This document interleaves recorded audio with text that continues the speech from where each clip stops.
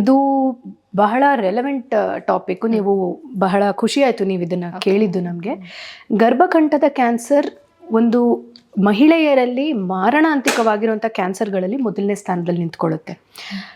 ಇದು ಮೊದಲನೇ ಸ್ಥಾನದಲ್ಲಿ ನಿಂತಿದೆ ಅನ್ನೋದು ಒಂದು ಆ್ಯಕ್ಚುಲಿ ದುರದೃಷ್ಟಕಾರಿ ವಿಚಾರ. ಯಾಕೆಂದರೆ ಇದನ್ನು ಬಹಳ ಬೇಗ ನಾವು ಕಂಡುಹಿಡಿಬೋದು.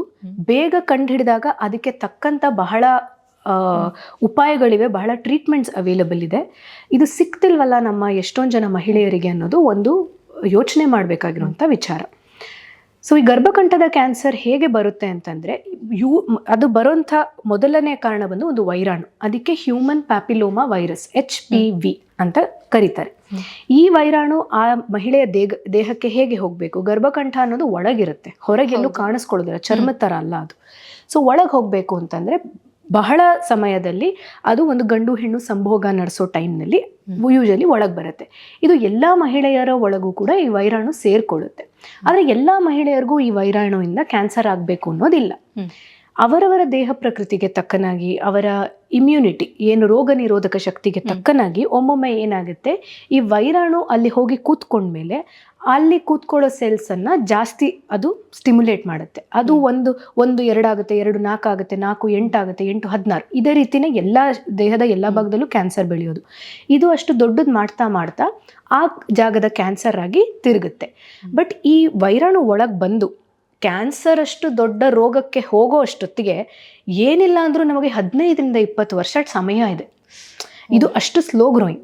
ಅದಕ್ಕೆ ನಾವು ಹೇಳೋದು ಇದು ತುಂಬ ಪ್ರಿವೆಂಟಬಲ್ ಕ್ಯಾನ್ಸರ್. ಇದು ಅಂಥದ್ರಲ್ಲಿ ಇದು ಮೊದಲನೇ ಸ್ಥಾನದಲ್ಲಿ ನಿಂತಿದೆ ಅಂದರೆ ಅದು ನಾವು ಯೋಚನೆ ಮಾಡಬೇಕಾಗಿರೋಂಥ ವಿಚಾರ.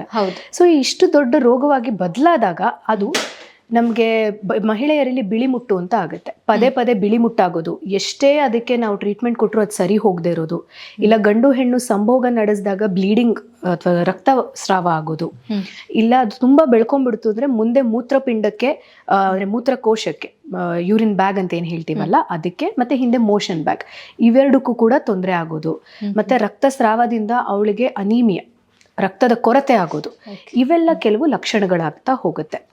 ಈ ಲಕ್ಷಣಗಳನ್ನು ಗುರುತಿಸ್ಕೊಂಡು ಎಷ್ಟು ಬೇಗ ಗುರುತಿಸ್ಕೊಳ್ತಾರೋ ಅಷ್ಟು ಬೇಗ ಒಳ್ಳೆಯದು. ಬಂದಾಗ ನಾವು ಅದನ್ನು ಟ್ರೀಟ್ ಮಾಡೋದಕ್ಕೆ ಏನು ಮಾಡ್ಬೋದು ಅದನ್ನು ಖಂಡಿತ ನಾವು ಅವ್ರಿಗೆ ಆಫರ್ ಮಾಡ್ತೀವಿ.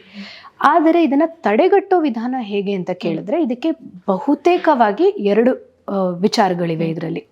ಒಂದು, ನಮಗೆ ಯಾವ ಕ್ಯಾನ್ಸರ್ಗೂ ಇದುವರೆಗೂ ವ್ಯಾಕ್ಸಿನ್ ಅಂತ ಇಲ್ಲ, ಚುಚ್ಚುಮದ್ದು ಅಂತ ಇಲ್ಲ. ಆದರೆ ಈ ಗರ್ಭಕಂಠದ ಕ್ಯಾನ್ಸರ್ಗೆ ಇದೆ, HPV ವ್ಯಾಕ್ಸಿನ್ ಅಂತ ಇದೆ.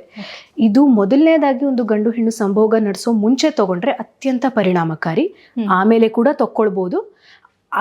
ಅವರ ನಮ್ಮ ಹತ್ರ ಬಂದಾಗ ನಾವು ಅವರಿಗೆ ಹೇಳ್ತೀವಿ ಇದು ನಿಮಗೆ ಸೂಕ್ತವೋ ಇಲ್ಲವೋ ಅನ್ನೋದನ್ನೆಲ್ಲ ಸರಿಯಾಗಿ ವಿವರಿಸ್ತೀವಿ.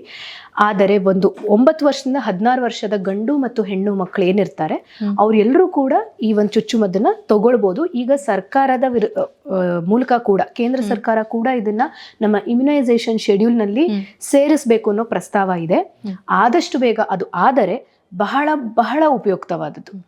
ಇದು ಒಂದು ವಿಧಾನ. ಆದರೆ ಇನ್ನೊಂದು ವಿಧಾನ, ನಾವು ಹೇಗೆ ವರ್ಷ ಬ್ಲಡ್ ಟೆಸ್ಟು, ಸ್ಕ್ಯಾನು ಎಲ್ಲ ಮಾಡಿಸ್ಕೊಂಡು ನಮ್ಮ ಆರೋಗ್ಯದ ಬಗ್ಗೆ ಕಾಪಾಡ್ಕೊಳ್ತೀವೋ ಅದೇ ರೀತಿ ಒಂದು ಪ್ಯಾಪ್ ಸ್ಮಿಯರ್ ಅಂತ ಒಂದು ಟೆಸ್ಟ್ ಇದೆ. PAP ಪ್ಯಾಪ್ ಸ್ಮಿಯರ್ ಅಂತ ಒಂದು ಟೆಸ್ಟ್ ಇದೆ.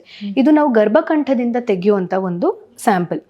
ಇದನ್ನು ತೆಗೆದುಬಿಟ್ಟು ನಾವು ದುರ್ಬೀನಲ್ಲಿ ಹಾಕಿ ನೋಡ್ಬೋದು ಏನಾದರೂ ಈ ವೈರಾಣುವಿಂದ ಏನಾದರೂ ತೊಂದರೆಗಳಾಗಿದೆಯಾ, ಆ ಕ್ಯಾನ್ಸರ್ ರೀತಿ ಲಕ್ಷಣಗಳೇನಾದರೂ ಇದೆಯಾ ಅಂತ ಬಹಳ ಬೇಗ ಗೊತ್ತಾಗುತ್ತೆ. ಇದು ಏನಿಲ್ಲ ಅಂದರೂ 3 ವರ್ಷಕ್ಕೆ ಒಂದ್ಸತಿ ಮಾಡಿಸ್ಕೊಳ್ಬೇಕು. ಇದನ್ನು ಎಲ್ಲರೂ ಖಂಡಿತ ನೀವು ಮುಂದೆ ಎಲ್ಲಿ ಚೆಕಪ್ಗೆ ಹೋದ್ರೂ ಇದನ್ನು ನೀವೇ ಕೇಳಿಬಿಟ್ಟು ಖಂಡಿತ ಮಾಡಿಸ್ಕೊಳ್ಳಿ. ಇವೆರಡು ನೀವು ಫಾಲೋ ಮಾಡೋದೇ ಆದರೆ, ಈ ಪ್ಯಾಪ್ಸ್ಮಿಯರ್ ಟೆಸ್ಟು ಕೂಡ ಮತ್ತು ವ್ಯಾಕ್ಸಿನ್ ಕೂಡ ತಗೊಳ್ಳೋದೇ ಆದರೆ ಈ ಗರ್ಭಕಂಠದ ಕ್ಯಾನ್ಸರನ್ನು ಖಂಡಿತ ನಾವು ನಿವಾರಿಸ್ಬೋದು. ಅದನ್ನು ಮೊದಲನೇ ಸ್ಥಾನದಿಂದ ಅಟ್ಲೀಸ್ಟ್ ಕೆಳಗಿಳಿಸ್ಬೋದು. ಮೊದಲು ಇಳಿಸೋಣ.